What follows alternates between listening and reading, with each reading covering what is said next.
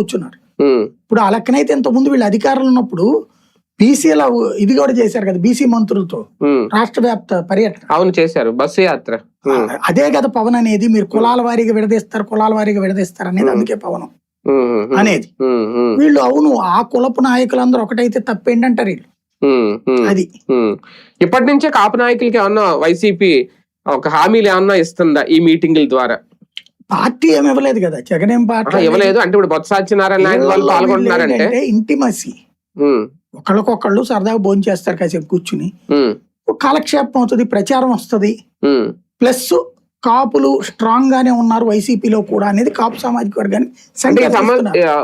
ఈ సమావేశాల ద్వారా కొన్ని సమస్యలు కూడా చర్చిస్తున్నారట. ఏంటి ఆ కులాల్లో ఏ సమస్యలు ఉన్నాయి ఏంటి అనేది, అవి మేము అధిష్టానం దృష్టి తీసుకెళ్తున్నామని చెప్తున్నారట బొత్స సత్యనారాయణ. రాధాకృష్ణ గారికి చెప్పారు.